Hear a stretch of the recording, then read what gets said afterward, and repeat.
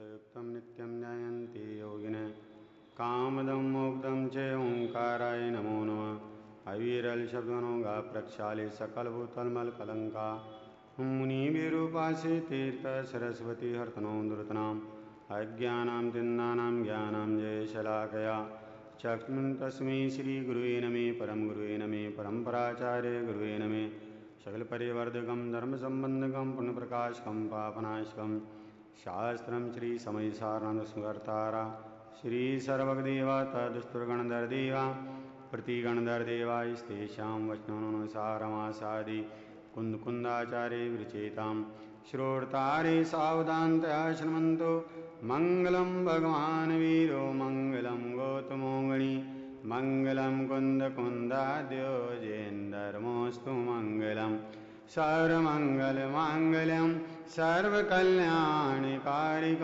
प्रधानां सर्वधर्माणां जैनं जयतो शासिनं जैनं शासिनं वन्दे तो सर्वसिद्धे ध्रुवचलमणो वमं गदिं पते वोच्छामि समे पाहुर्मीणमो सुधकेवली वणियं नमः समय साराय स्वानुभूत्या चकाशते चित्स्वभावाय भावाय सर्वभावान्तरचिदे जिनका परम पावन चरित्र जल निधि समान अपारे जिनके गुणों के कथन में गणधर बस वीतराग विज्ञान जिनके कथन का सारे उन सर्वदरजी सन्मति को वंदना शतबारे वंदना शतबारे। बोली वीतरागी देवशाद गुरु धर्म की 10 लक्षण महापर्व की। आत्मा की पर्युपासना करने के महान मंगलकारी ये पर्युषण पर्वराज हैं और पर्युषण पर्वराज के पावन प्रसंग पर हमारे सन्मुख यह ग्रंथादि राज्य समय सार है और समय सार जी के माध्यम से ये कलिकाल सर्वज्ञ कुंदकुंद आचार्य देव अपने जीवराज को जानने की प्रेरणा दे रहे हैं। किसको जानने की? कि अपने जीवराज को जानने की प्रेरणा दे रहे हैं।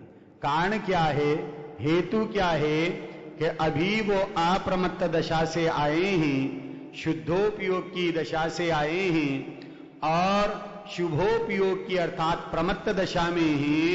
तो उस प्रमत्त दशा में अभी उस शुद्धात्मा की उस ज्ञायक की खुमारी चल रही है, खुमारी चल रही है। तो वाणी में भी वो आत्मा आ रहा है। अंतर में अभी उस ज्ञायक स्वरूपी भगवान आत्मा का अवलोकन किया है, तो वाणी में भी वो ज्ञायक स्वरूपी भगवान आत्मा ही आ रहा है। त्रिकालवर्ती जीव उन्हें कैसे नजर आते हैं कि सब भगवान आत्मा है भाई। हाँ, जिसने आत्मा का अवलोकन किया है, जिसने अपने उपयोग रूपी पतंग को ध्रुवधाम रूपी गिर्री से बांध रखा है, अपने उपयोग रूपी पतंग को ध्रुवधाम रूपी गिर्री से बांध रखा है। अब कदाचित वह उपयोग भले ही शुभ भाव में भी जा रहा है, शुभो भाव में भी प्रवर्तन कर रहा है, पर होते हुए भी, प्रवर्तन करते हुए भी श्रद्धा में ये है कि ये परिणाम आश्रय करने लायक नहीं है। जब आश्रय करने लायक नहीं है तो ये परिणाम होता ही क्यों है? ये परिणाम होता ही क्यों है? जब आश्रय लायक नहीं है, उपादेय नहीं है, तो ये परिणाम होता ही क्यों है? अपने स्वरूप में नहीं रह पाते हैं, पुरुषार्थ की कमजोरी है और स्वरूप में नहीं रह पाते हैं, तो उपयोग बाहर आता है, तो उपयोग की बहिर्मुख दशा में ऐसा शुभ परिणाम आता है। पर उनकी श्रद्धा क्या है कि ये शुभ परिणाम आता है तो आने दो, जाता है तो जाने दो, और ज्ञान को ज्ञाता रहने दो। भाई ये शुभ परिणाम आ रहा है, आने दो, कोई दिक्कत नहीं है, जा रहा है, जाने दो, परंतु इसे अपना मत मानो भाई कि ये शुभ परिणाम भी मेरे ज्ञान का ज्ञेय है। अरे ये परिणाम क्या ज्ञान का ज्ञेय है, ये ज्ञायक मेरे ज्ञान का ज्ञेय है। क्या कह रहे हैं भाई? मेरे ज्ञान का ज्ञेय कौन है? वो ज्ञायक है जो त्रिकाल एक रूप रहता है, अनादि अनंत है, अपने निस्वभाव को लिए हुए है, और वही मेरे लिए सारभूत है, आश्रय करने लायक है। वह जो आश्रय करने लायक शुद्ध जीव तत्व है, शुद्धात्मा है, वह द्रव्य कर्म, भाव कर्म और 9 कर्मों से रहित है।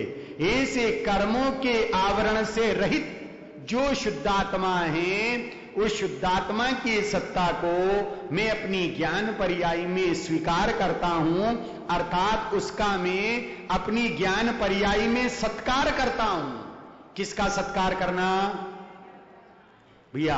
किसका सत्कार करना है? ज्ञान पर्याय में किसका करना? कि ज्ञायक का सत्कार करना। तो जो अपनी ज्ञान पर्याय में ज्ञायक का सत्कार करते हैं, तो उन्हें केवल ज्ञान का ताज पहनने को मिलता है, और जो ज्ञान पर्याय में उस ज्ञायक का तिरस्कार करते हैं, विस्मरण करते हैं, तो ज्ञान घटते घटते अक्षर के अनंत में भाग के बराबर रह जाता है और जीव निगोद में चला जाता है। भैया इन 4 गति 84 लाख योनियों के संयोग से दुखों से हम बचना चाहते हैं, तो आचार्य देव कहते हैं भाई अपनी ज्ञान पर्याय में उस ज्ञायक का सत्कार करें, और ऐसा सत्कार करें कि वह ज्ञान पर्याय और ज्ञायक एक हो जाए, द्वैतपना भाषित नहीं हो भाई। उसका नाम सच्चा नमस्कार है। तो ऐसे अपनी शुद्धात्मा को नमस्कार करते हुए अब ये बताते हैं कि वह शुद्धात्मा कैसा है। इस लक्षण, पहला लक्षण दिया है। पहला लक्षण क्या दिया था? पहला विशेषण क्या दिया था? कल अपन ने चर्चा करी थी, शुद्ध सत्ता स्वरूप वस्तु है। ये आत्मा, ये शुद्धात्मा कैसा है कि शुद्ध सत्ता स्वरूप वस्तु है। कि शुद्ध कब से है? कि पर्याय में से मोह राग द्वेष का अभाव होगा जब शुद्ध होगा। अरे उस समय पर्याय शुद्ध होगी, द्रव्य तो त्रिकाल शुद्ध है। कि परिणति में अनादि से मिथ्यात मोह राग द्वेष के परिणाम है, कषाय पाप के परिणाम है, इसके कारण से द्रव्य अशुद्ध नहीं हुआ है। भैया ध्यान से सुनना, बात को समझने की कोशिश करना। तीसरा बिंदु क्या है? अपेक्षा समझना भाई। पहला बिंदु क्या है? मैं ज्ञायक स्वरूपी भगवान आत्मा हूं। दूसरा बिंदु क्या है? जिस जिनवाणी को हम सुन रहे हैं वो वीतरागता की पोषक होना चाहिए। और तीसरा बिंदु क्या है? अपेक्षा को समझना है भाई। अपेक्षा नहीं समझेंगे तो अनर्थ हो जाएगा। तो अपने बात चल रही है कि पर्याय में मिथ्यात मोह राग द्वेष 5 पाप और 4 कषाय के परिणाम हैं। तो इनके कारण से पर्याय अशुद्ध हुई है कि द्रव्य अशुद्ध हुआ है? पर्याय में अशुद्धता है, द्रव्य में अशुद्धता। द्रव्य तो त्रिकाल शुद्ध है, अनादि अनंत है, शाश्वत है, तो वो जो अनादि निधन अनादि अनंत है वो कैसा है कि शुद्ध सत्ता स्वरूप है। अब ऐसा ज्ञान पर्याय स्वीकार करती है तो स्वीकार करते ही क्या होता है कि पर्याय में से क्या चला जाता है कि जो अनादि का मिथ्यात मोह का परिणाम था वो चला जाता है। एक मंदिर का व्यवस्थापक है, भाई साहब अभी संतोष जी बोल रहे थे ना माइक में, भाई अपने बच्चे बच्चियों का ध्यान रखें, हैं कहीं एक्सीडेंट नहीं हो जाए, रोड बहुत चलता है, वो आपको सावधान कर रहे थे। तो बच्चे बच्चियां हैं, छोटे बालक बालिकाएं हैं, उनका स्वभाव ही उद्यम करने का है, वो तो उद्यम करेंगे, उन्हें हम पकड़ करके नहीं रख सकते। अब मंदिर के जो व्यवस्थापक हैं उन बच्चों को बार बार भगा देते हैं कि चले जाओ भैया, प्रवचन चल रहा है, पूजन चल रहा है, बच्चों को भगा देते हैं और बच्चे वापस आ जाते हैं, फिर भगाते हैं और फिर वापस आ जाते हैं। लगता है ये व्यवस्थापक सफल नहीं है, असफल है। सफल व्यवस्थापक कौन है कि भाई बच्चों को नहीं भगाना, यहां जो बच्चों की मम्मी बैठी हुई है उनकी मम्मी को भगा देना तो बच्चे अपने आप भाग जाएंगे। उसी प्रकार से अनादि से हमारी पर्यायी में मिथ्यात्व रूपी मम्मी बैठी हुई है, उस मिथ्यात्व रूपी मम्मी को हम भगा देंगे तो 5 पाप और 4 कषाय रूपी बच्चे तो अपने आप भाग जाएंगे। भैया उनको भगाना नहीं पड़ेंगे भाई। कि पर्याय में अशुद्धता है, पर्याय में मलिनता है, उस पर्याय की मलिनता को दूर करने के लिए उस मलिनता की तरफ नहीं देखना, मिथ्यात्व मोह राग द्वेष की तरफ नहीं देखना, 5 पाप 4 कषाय की तरफ नहीं देखना। पंडित जी आपने बहुत बढ़िया बात कही है, फिर तो 5 पाप करते रहे हम। भैया ऐसा किसने कहा है भाई? तीसरा बिंदु हमेशा ख्याल में रखना, यहां स्वभाव की मुख्यता से कथन चल रहा है। परम शुद्ध निश्चय नहीं का जो विषय त्रिकाली ध्रुव ज्ञायक स्वरूपी भगवान आत्मा है, उसकी अपेक्षा से कथन चल रहा है भाई। पाप में प्रवर्तन करने की प्रेरणा नहीं दी जा रही है, अशुभ में प्रवर्तन करने की प्रेरणा नहीं दी जा रही है। आपके सभी के घरों में समोशरण मौजूद है, मैं तो उसे समोशरण कहता हूं पंचम काल का। कि पंचम काल का समोशरण कौन है? भाई साहब बता रहे हैं, वो नाम बोल रहे हैं, टीवी बोल रहे हैं, कोई उससे वंचित नहीं है, सबके घरों पर है। मैं उससे वंचित था कई वर्षों तक, लेकिन 2-3 साल से मेरे घर में भी आ चुका है।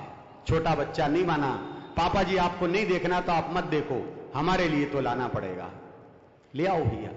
तो पंचम काल का समोशरण है कि क्यों है कि एक समोशरण तो वो होता है जो 5 इंद्रिय विषय कषायों के पोषण से रहित होता है, जहां इंद्रिय पर द्रव्य संयोग से रहित शुद्धात्मा की चर्चा आती है। उस चर्चा को सुनकर के लोग उस गायक का अवलंबन लेकर के परिणति में सम्यक दर्शन को प्रकट कर लेते हैं, अणुव्रत को प्रकट कर लेते हैं, महाव्रत को प्रकट कर लेते हैं और केवल ज्ञान को प्राप्त करके साधी अनंत काल के लिए सिद्धालय में विराजमान हो जाते हैं। और एक समोषण ये है जो 5 इंद्रियों का पोषण करता है। किसका पोषण करता है? 5 इंद्रियों का पोषण करता है। और एक के लिए नहीं, सपरिवार वहां बैठ करके आनंद लेते हैं और आनंद लेकर के पाप का पोषण करते हैं। तो उस पाप के पोषण के कारण से क्या होता है कि अधोगति में गमन होता है भाई। आत्मा का दर्शन हुआ नहीं, आत्मा का दर्शन किया नहीं। जिन दर्शन करता नहीं तो बचा है दूरदर्शन, तो भैया दुर्दशा होने वाली है।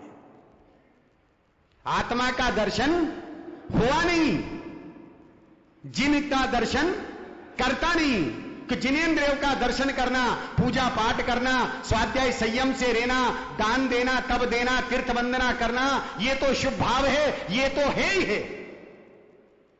भैया तेने हे के अर्थ को नहीं समझा है।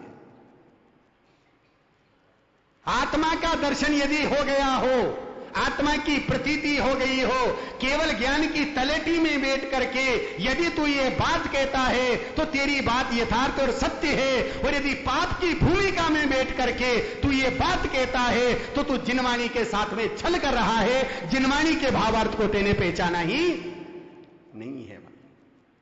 आत्मा का दर्शन हुआ नहीं, जिन दर्शन करता नहीं बचा दूरदर्शन है भाई, तो तेरी दुर्दशा होने वाली है।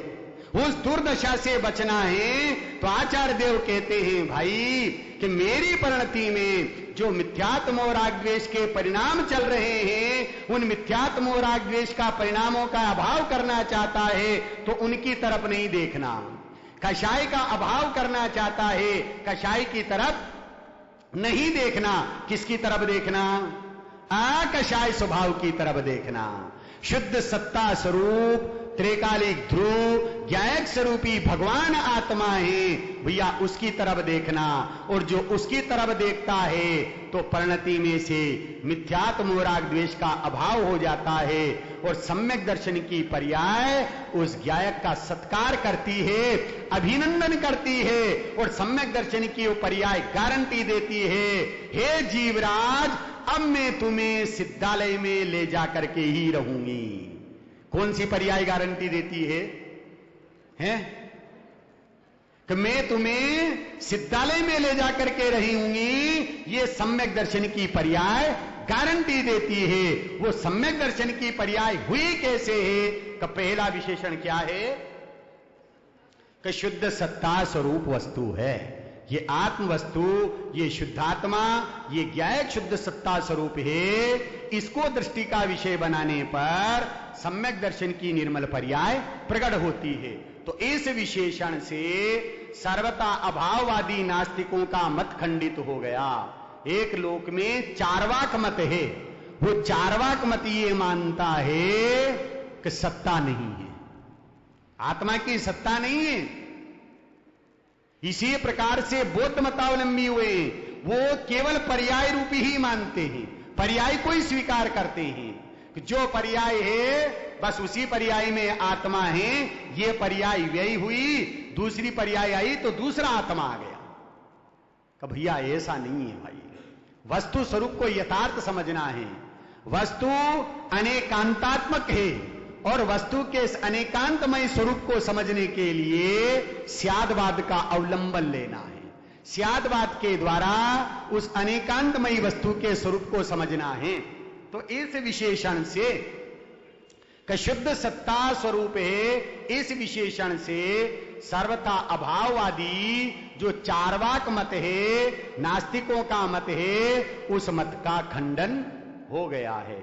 जिनागम जिनवाणी किसी का खंडन करने के लिए नहीं होती है। जिनवाणी तो स्वभाव का मंडन करने के लिए होती है, स्वभाव का निरूपण करने के लिए होती है। लेकिन वस्तु स्वरूप की यथार्थ प्रतीति हो, जानकारी हो, इसके लिए स्वरूप को समझाया जाता है। भाई ये जो विशेषण है, इस विशेषण से जो आत्मा का सर्वथा अभाव मानते हैं, ऐसे चार्वाक मत का, नास्तिकों के मत का खंडन हो गया। अब दूसरा विशेषण, और वह कैसा है कि जिसका स्वभाव चेतना गुण रूप है। क्या कह रहे हैं? जिसका स्वभाव चेतना गुण रूप है। भावाय रूप से द्रव्य रूप अस्ति, चेतना गुण रूप से चित्त स्वभाव से गुण रूप अस्ति, स्वानुभूत्या चकासते पर्याय रूप अस्ति, और सर्वभावांतरे छिदे सर्वज्ञ स्वभाव रूप अस्ति को सिद्ध किया है। तो दूसरा विशेषण दिया है कि जिसका स्वभाव चेतना गुण रूप है। कैसा स्वभाव है? किसका? मेरा अर्थात ज्ञायक स्वरूपी भगवान आत्मा का। चेतना गुण रूप हूं, पहला विशेषण दिया शुद्ध सत्ता स्वरूप है, दूसरा विशेषण दिया चेतना गुण रूप है, अर्थात चैतन्यमयी है। कैसा है? कि चेतन द्रव्य है, चैतन्य गुण है, और चेतना पर्याय है। चेतन द्रव्य है, चैतन्य गुण है, और चेतना पर्याय है। यहां कह रहे हैं कि चेतना गुण रूप है, तो यहां पर्याय भी दो प्रकार की, एक क्रमवर्ती और एक सहवर्ती। तो जो क्रमवर्ती है वो उत्पाद व्यय रूप है, और जो सहवर्ती है वो उत्पाद व्यय से रहित है। तो यहां कह रहे चेतना गुण का आत्मा में ऐसा चैतन्य नाम का गुण है। तो केवल एक ही गुण है ऐसा कि नहीं, आत्मा अनंत गुणों का धारी है।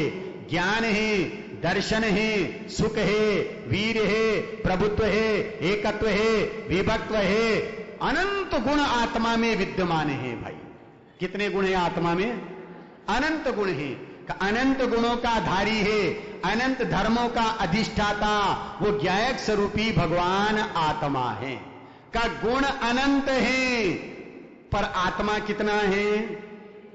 एक है। जब आत्मा एक है तो अनंत के कारण से, भेदों के कारण से क्या वो आत्मा भेद रूप नहीं हो जाता होगा? कि बिल्कुल नहीं। ज्ञान है, दर्शन है, सुख है, वीर है, पर ज्ञान दर्शन रूप नहीं है और दर्शन ज्ञान रूप नहीं है। दर्शन ज्ञान सुख रूप नहीं है, सुख दर्शन ज्ञान रूप नहीं है। सबका भिन्न भिन्न स्वरूप है, भिन्न भिन्न सत्ता है, पर भिन्न भिन्न सत्ता होते हुए भी बिखर करके अलग एक अभेद आत्मा में है। किसमें है? एक अभेद आत्मा में है कि ज्ञान है, दर्शन है, चारित्र है, सुख है। तो ऐसे भेद क्यों किए? प्रश्न खड़ा हो सकता है कि ऐसे भेद क्यों किए हैं? समझाने के लिए बहुत बढ़िया कि जो चार प्रकार का व्यवहार है, पहले दो प्रकार का व्यवहार लिया है, एक सद्भूत व्यवहार और एक असद्भूत व्यवहार। फिर सद्भूत के भी दो भेद किए कि अनुपचरित सद्भूत व्यवहार नहीं और उपचरित सद्भूत व्यवहार नहीं। उस असद्भूत के भी दो भेद किए, अनुपचरित असद्भूत व्यवहार नहीं और उपचरित असद्भूत व्यवहार नहीं। तो यहां यह कहा है कि चेतना गुण है, ज्ञान है, दर्शन है, सुख है, वीर है, प्रभुत्व है, एकत्व है। तो ऐसे भेद कौन से नहीं के कारण से हैं? बहुत बढ़िया। अनुपचरित सद्भूत व्यवहार नहीं से। अनुपचरित क्यों है? कि इसमें उपचार नहीं लगता। आत्मा में है, ज्ञान है, दर्शन है, चार उपचार कब लगता है? कि जब संयोग में आवे, नया प्रकट होवे, तो उसमें उपचार लगता है। ये तो आत्मा में है, इसलिए उपचार ने लगता, अनुपचरित है। और सद्भूत क्यों कहा है? कि आत्मा में है इसलिए सच्चा है, सच्चा है। व्यवहार क्यों कहा है? कि अभेद में भेद किया है इसलिए व्यवहार कहा है। अभेद आत्मा को समझना है। किसको समझना है? कि अभेद आत्मा को समझना है, इसलिए भेद करके समझाया जा रहा है, इसलिए व्यवहार है। और नई क्यों कहा है? नई क्यों कहा है? कि वाणी के विकल्प में आ रहा है, ज्ञान में जाना जा रहा है और सम्यक ज्ञान का अंश है, इसलिए नई है। क्या कहा? कि ये चेतना गुण, ज्ञान गुण, दर्शन गुण, सुख गुण, वीर गुण, आनंद गुण, ये जो अनंत गुण है, अनुपचरित सद्भूत व्यवहार ने इसे अभेद आत्मा को भेद करके समझाया जा रहा है। कि जैसे बालक है, अब उस बालक को मिठाई खिलाना है, लड्डू खिलाना है। अब वो बालक मिठाई का शौकीन नहीं है, वो मिठाई नहीं खाता है। उसकी मां उसे कहती है, बेटा देख मैंने बहुत अच्छे लड्डू बनाए हैं, कितने सुंदर हैं, कितने मीठे हैं, इसमें काजू है, किशमिश है, बादाम है, अखरोट है, कितनी बढ़िया चीजें मैंने इसमें डाली है, तू इसे चख करके देख। तो क्या काजू है उसका नाम लड्डू है? किशमिश है उसका नाम लड्डू है? बादाम गिरी है उसका नाम लड्डू है? अखरोट का नाम लड्डू है? चरोली का नाम लड्डू है? कि नहीं भाई, उसकी मां ऐसा क्यों कह रही है? हैं? क्यों कह रही है? क्या उस बालक को इन सारी बातों को सुनकर के लड्डू की महिमा आ जावे। किसकी महिमा आ जावे? लड्डू की महिमा आ जावे। और लड्डू की महिमा आ जाएगी तो अब वो सेवन किए बिना रहेगा नहीं। भेद किया है अभेद की महिमा जागृत करने के लिए। उसी प्रकार से ज्ञान दर्शन चार्य सुखवीर आदि के जो भेद किए हैं वो अभेद आत्मा को समझने के लिए और उसकी महिमा अपनी पर्याय में जागृत हो जाए, इसलिए भेद करके समझाया जा रहा है। और ये विशेषण दिया है कि वो कैसा है कि जिसका स्वभाव चेतना गुण रूप है। कैसा है?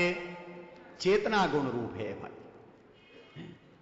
अपनी स्वयं की महिमा आ जाए कि मैं ऐसा महिमावंत पदार्थ हूं भाई। तीन लोक तीन काल में यदि सर्वोत्कृष्ट महिमावंत पदार्थ है तो वो कौन है? मेरा शुद्धात्मा भाई, वो ज्ञायक स्वरूपी भगवान आत्मा है भाई। एक भिखारी भीख मांगने के लिए आया। भीख मांगने का परिणाम किसको आता है? भिखारी को आता है, भाग्यवान को नहीं आता है। भाग्यवान को तो कैसा परिणाम आता है? जिनेंद्र भगवान की पूजन करने का परिणाम आता है, भक्ति करने का परिणाम आता है, स्वाध्याय का परिणाम आता है। लेकिन भिखारी को भीख मांगने का परिणाम आता है भाई। तो भिखारी भीख क्यों मांगता है? वह भाग्यहीन है। और आप हमसे यहां बैठे हैं, वो कैसे हैं? भाग्यवान हैं भाई। बड़े भाग्य से नर्तन पाया, जिनवाणी की राह मिली, जिनवर की पूजन करने को श्रावक कुल पर्याय मिली, ज्ञायक की अनुभूति करने को श्रावक कुल पर्याय मिली। बड़े भाग्य से नर्तन पाया, जिनवाणी की राह मिली, जिनवर की पूजन करने को, ज्ञायक की प्रतीति करने को श्रावक कुल पर्याय मिली। यह महान भाग्य पुण्य के उदय से ये मनुष्य पर्याय मिली है, तो हम भाग्यवान हैं। और यहां आकर के भी हमने यदि भीख मांगी, क्या भीख मांगी है? हे प्रभु, मैं बहुत दुखी हूं, मुझे सुखी कर देना। मेरे लड़का नहीं है, अब तो मुझे लड़का दे देना। लड़के की शादी नहीं हुई है, अब तो बहू दिला देना। जिनागम कहता है, आचार्य कहते हैं, तू भीख मंगा है, तुझे मांगना भी नहीं आता है। इतना भाग्यवान होकर के यहां तो भीख मांग रहा है। अरे ये जिनालय तो शिक्षालय है, इसे भिक्षालय मत बनाओ। ब्रह्मचारी रविंद्र जी साहब के ये बोल हैं भाई। वो यही कहते हैं कि ये जिनालय क्या है? शिक्षालय है भाई, इसे भिक्षालय मत बनाओ। हां, तुझे यदि मांगना है तो ये मांग, कि तुझे मांगना भी नहीं आता, सही बात तो ये है। क्या मांगा जाए? मेरे न चाकचु और ईश रत्न त्रय निधि दीजे मुनीश। क्या मांगे दादाजी हैं? अरे मांगना है तो ये मांग कि संयोगों के लिए पुण्य चाहिए, संयोगों के लिए पुण्य चाहिए और धर्म के लिए पुरुषार्थ चाहिए। पुण्य का उदय होगा तो ये संयोग तुझे स्वयं मिलेंगे, और पाप का उदय होगा तो ये संयोग रखते हुए भी नहीं रहेंगे। ये तो उदयादीन है भाई। संयोग तेरे बुलाने से आते नहीं है, तेरे छोड़ने से जाते नहीं है, तेरे रखने से रखे जाते नहीं है। ये तो उदयाधीन है। कि संयोगों के लिए पुण्य चाहिए और धर्म के लिए पुरुषार्थ चाहिए भाई। तो भगवान से मांगे तो क्या मांगे कि मेरे न चाह कछु और ईश रत्न त्रय निधि।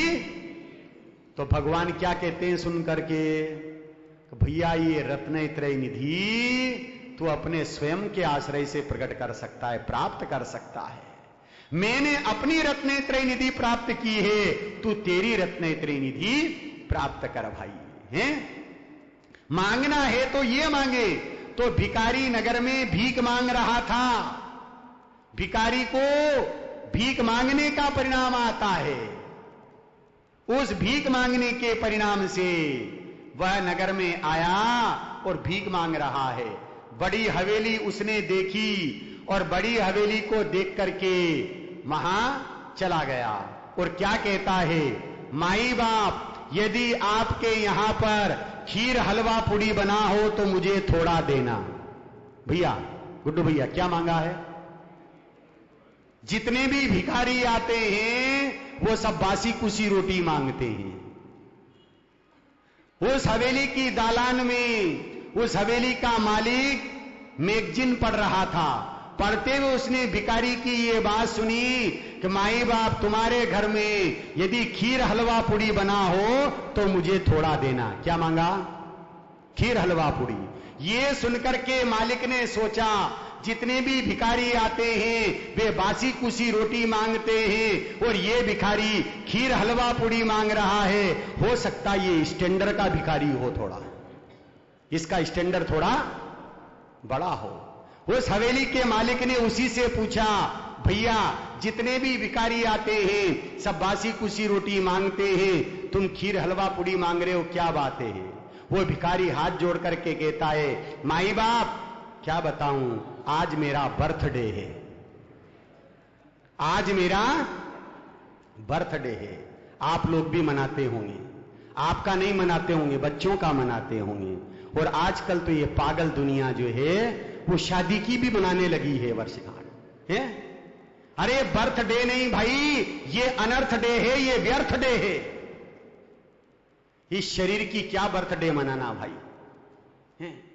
ये बर्थडे नहीं है, ये व्यर्थ डे है, ये अनर्थ डे है जिसमें पैसे की बर्बादी है, समय की बर्बादी है। हां तुझे यदि बर्थडे मनाना है तो तेरी बर्थडे वह सच्ची होगी कि जिस दिन तेरी ज्ञान पर्याय में ज्ञायक की प्रतीति हो जाएगी, वो बर्थडे तेरी सच्ची होगी भाई।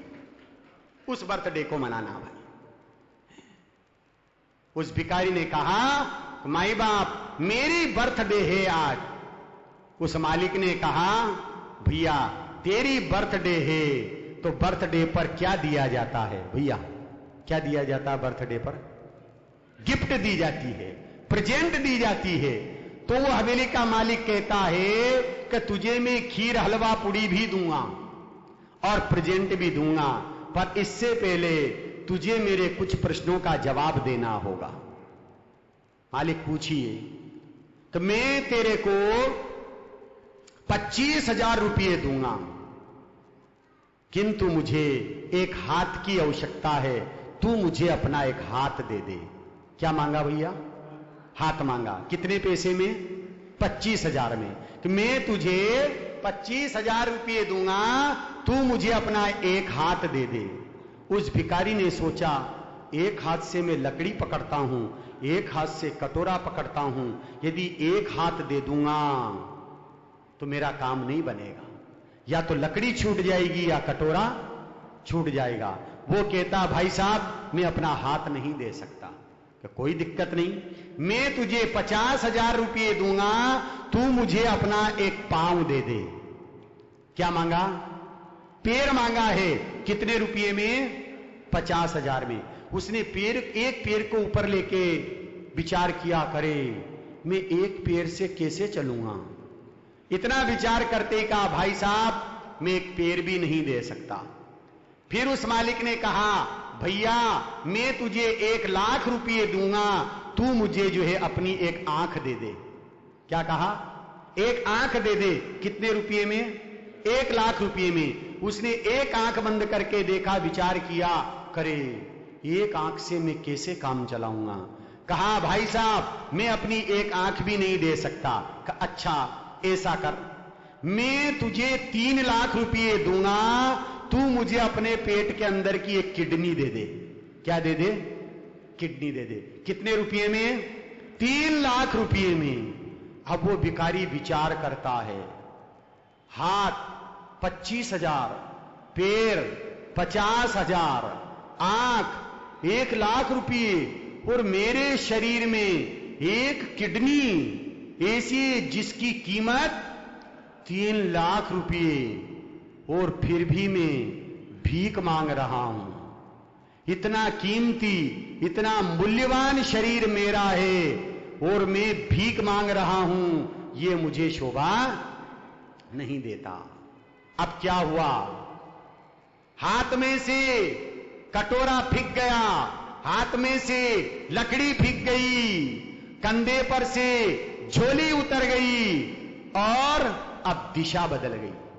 जिसकी दिशा बदलती है उसकी दशा बदल जाती है, और अब वो चल दिया। उस हवेली के मालिक ने कहा, भैया कहां जा रहा है? तेरा बर्थडे है तो खीर हलवा पूड़ी और प्रेजेंट लेकर के जा। वो भिखारी कहता, भाई साहब मुझे खीर हलवा पूड़ी भी मिल चुका है और प्रेजेंट भी मिल चुकी है। क्या मिला था उसे? क्या मिल गया था? बेन जी क्या मिला था उसे? हैं?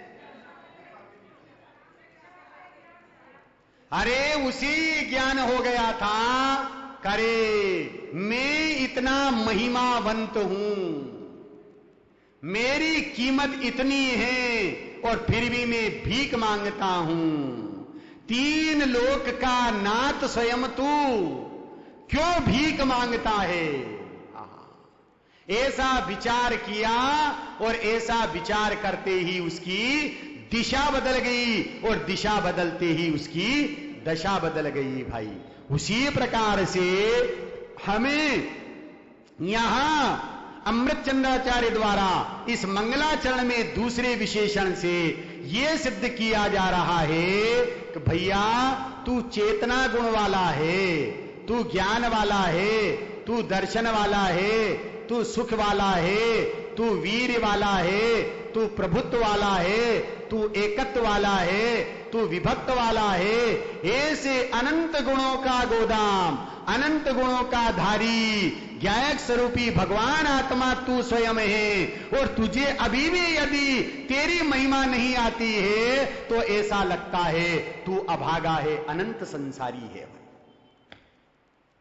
ये भेद किस लिए किए हैं कि अभेद की महिमा जागृत हो जाए। कि यदि लौकिक में कहा जाता है शौच करने पर मन हल्का होवे नहीं, शौच करने पर मन हल्का होए नहीं, स्नान करने पर शरीर में ताजगी आवे नहीं, स्नान करने पर शरीर में ताजगी आवे नहीं, भोजन करने पर शरीर में स्फूर्ति बढ़े नहीं, और जिनवाणी सुनने पर तुझे आत्मा की ज्ञायक की महिमा आवे नहीं, तो समझना भैया तू अभी अनंत संसारी है और अभव्य है। गुरुदेव श्री ऐसा बोलते थे भाई कि जिनवाणी सुन करके भी तेरे अंतर में उत्साह जागृत नहीं होता है, और तुझे अपने स्वयं की ज्ञायक की महिमा नहीं आती है, तो समझ लेना भैया तू अनंत संसारी है और तू अभागा है। अरे जिनवाणी की बात सुनकर के तो अंतर में उत्साह प्रकट होता है, आनंद के फंवारे छूटते हैं, और परिणति कृत्य हो जाती है कि अब मुझे करने के लिए कुछ बाकी नहीं रहा है। भाई तो ये दूसरा जो विशेषण है कि चेतना गुण रूप है, अर्थात गुण रूप अस्थि। अब इस विशेषण से गुण गुणी का सर्वथा भेद मानने वाले न्यायिकों का निषेध हो गया। क्या कह रहे हैं इस विशेषण से? कौन से विशेषण से? कि चेतना गुण रूप है, इस विशेषण से ज्ञान वाला है, तो इस लक्षण से, इस विशेषण से गुण गुणी का, क्या कह रहे हैं, किसका? गुण और गुणी का। गुण अर्थात जैसे ज्ञान गुण, दर्शन गुण, चारित्र गुण, अर्थात अंश रूप में। गुणी अर्थात समूह अभेद। तो गुण तो है ज्ञान, गुण तो है चेतना, गुण तो है दर्शन, परंतु इन अनंत गुणों का धारी गुणी वो कौन है? ज्ञायक स्वरूपी भगवान आत्मा है। अब उस गुणी से गुण को अलग किया जा सकता है? नहीं किया जा सकता भाई। शक्कर से मिठास को अलग किया जा सकता है? नीम से कड़वाहट को अलग किया जा सकता है? नींबू में से खटास को अलग किया जा सकता है? कि नहीं किया जा सकता भाई। नमक में से खराश को अलग किया जा सकता है? कि नहीं किया जा सकता। एक में एक है, स्वभाव में ही मिले हुए हैं। तो गुण और गुणी भेद रूप एक, अभेद रूप हैं, अभेद रूप हैं। तो भेद क्यों किए हैं? अभेद को समझने के लिए, अभेद की महिमा जागृत हो जाए इसलिए भेद किया है, परंतु वस्तु में भेद नहीं है। मैं हूं वही शुद्धात्मा चैतन्य मार्तंड हूं, आनंद का रस कंद हूं, मैं ज्ञान का घन पिंड हूं, मैं ध्यान हूं, मैं ध्येय हूं, मैं ज्ञान हूं, मैं ज्ञेय हूं, बस एक ज्ञायक भाव हूं, मैं भी स्वयं भगवान हूं। क्या कह रहे हैं भाई? मैं स्वयं कैसा हूं? भगवान हूं भाई, भगवान स्वरूपी हूं। कि ये जो गुणों के द्वारा अभेद आत्मा को भेद करके समझाया जा रहा है, परंतु उस अभेद आत्मा में भेद नहीं है। गुण और गुणी अलग अलग नहीं है, गुण और गुणी एक ही है। तो इस विशेषण से सर्वथा भेद मानने वाले किनका? एक न्यायिक नाम का मत है, वो सर्वथा भेद मानता है। ज्ञान अलगे, दर्शन अलगे, सुख अलगे, वीर अलगे, चारित अलगे, गुण अलगे और गुणी अलग है। तो ऐसा भेद मानने वाले न्यायिकों का निषेध हो गया है। जब तक हमारी परिणति में ये रहेगा भाई आत्मा अशुद्ध है, गुण गुणी का भेद है, अगर ये हमने मान लिया है और इस प्रकार से ही परिणमन किया है, तो जिनागम कहता है, आचार्य कहते हैं कि भैया अभी तेरी परिणति में मिथ्यात्व मौजूद है भाई। मोह का परिणाम है। मोह किसे कहते हैं? किसका नाम मोह है? स्वर पर के एकत्व के दर्शन का नाम मोह है। मिथ्यात्व किसका नाम है भाई? स्वर पर के एकत्व के दर्शन का नाम मोह है। हमारे यहां कहा जाता है कि जिस खेत में बेता हो नाला, जिस खेत में बेता हो नाला, जिस दीवाल में रहता हो आला, जिस दीवाल में रहता हो आला, जिस घर में रहता हो साला, और आत्मा में जब तक रहेगा मिथ्यात्व मोह राग द्वेष का काला, तब तक मुक्ति को नहीं पाएगा। सुन मेरे लाला, कि जिस खेत में नाला बहता हो फसल पैदा हो जाए कोई संभावना नहीं है। जिस दीवाल में आला रहता हो, आला मतलब सीम आती हो, भैया उस दीवाल की मर्यादा निश्चित हो चुकी है, वो कभी भी गिर सकती है। और जिस घर में रहता हो साला, ये उदाहरण मैंने सनावत के परिषण पर्व में दिया। और एक भाई जिनके यहाँ भोजन हुआ, उनने कहा पंडित साहब आज तो आपने बहुत बढ़िया बात कही है। ने क्या बात कही? क्या बात कही? कि जिस घर में रहता हो साला। पंडित साहब मेरे घर में तो साला नहीं है, साली है। तो मैंने कहा ये तो और बहुत खतरे की घंटी है भाई, हैं? उस परिवार का कल्याण उद्धार होने वाला नहीं है। और आत्मा में रहता हो मिथ्यात्व मोह राग द्वेष का काला, तब तक मुक्ति को नहीं पाएगा। सुन मेरे लाला भैया, ये मिथ्यात्व मोह राग द्वेष का परिणाम जब तक परिणति में रहेगा, तब तक जो है वस्तु स्वरूप हमारी सही जानकारी में नहीं आएगा। यदि वस्तु स्वरूप का सही ज्ञान करना है, जानकारी करना है, तो भी यह स्वाध्याय के द्वारा तत्व ज्ञान के बल से अपने ज्ञायक स्वरूपी भगवान आत्मा का हम निर्णय करें, उसमें अपनापन करें, उसी को जानते रहें और उसी में लीनता करेंगे तो निश्चित रूप से रत्नत्रय स्वरूप मोक्ष मार्ग की पर्याय मेरी परिणति में प्रकट होगी और वो मोक्ष पर्याय हमें सादी अनंत काल तक जो है सिद्धालय में विराजमान कर देगी, वहां बैठा देगी। तो सादी अनंत काल तक यदि ऐसे सुख को, शाश्वत सुख को प्रकट करना चाहते हैं तो शाश्वत आत्मा का हम अवलंबन लेवें, उसको दृष्टि का विषय बनाएं। भैया ये जिनवाणी, ये कुंद कुंद आचार्य दे, ये ज्ञानी हमें बार बार पुकार पुकार करके कहते हैं कि धरती के कण कण को सबका प्यार चाहिए, प्राणी मात्र को जीने का उपहार चाहिए। ज्ञान धरा पल कल कल करता जिनवाणी संदेश, अरे राग यहाँ पर नहीं किसी से और नहीं विद्वेष, ये कुंद कुंद की दे, ये कुंद कुंद की दे। अरे भव्य जीवो अब सुन लो तुम छोटी सी मेरी बात, अरे भव्य जीवो अब सुन लो तुम छोटी सी मेरी बात। अरे नित उठ कर तुम रोज करो ओ समय सार का पाठ, अरे समय सार की बैठनाओं पर सतगुरु ने आह्वान किया, समय सार की बैठनाओं पर सतगुरु ने आह्वान किया। मुक्ति रमा हो गई उसी की जिसने स्वामी रमण किया। समय सार का हम सबको सम्मान चाहिए, अरे समय सार का हम सबको सम्मान चाहिए। अरे कुंद कुंद के चरणों का प्रसाद चाहिए, प्रसाद चाहिए। धरती के कण कण को सबका प्यार चाहिए, प्राणी मात्र को जीने का उपहार चाहिए। अरे वीतरागता की पोषक ही जिनवाणी कहलाती है, यही मुक्ति का मार्ग निरंतर हमको जो दिखलाती है। इस वाणी के अंतर मन से सतगुरु ने संदेश किया, मुक्ति रमा हो गई उसी की जिसने स्वयं रमण किया, हो जिसने निज में रमण किया।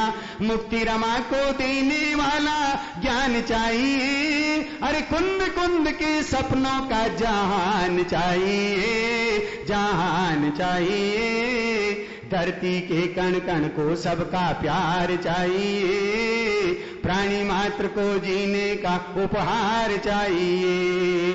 मैं हूं केवल आत्मा, ज्ञाता दृष्टा मेरा काम, हर मैं हूं केवल आत्मा, ज्ञाता दृष्टा मेरा काम।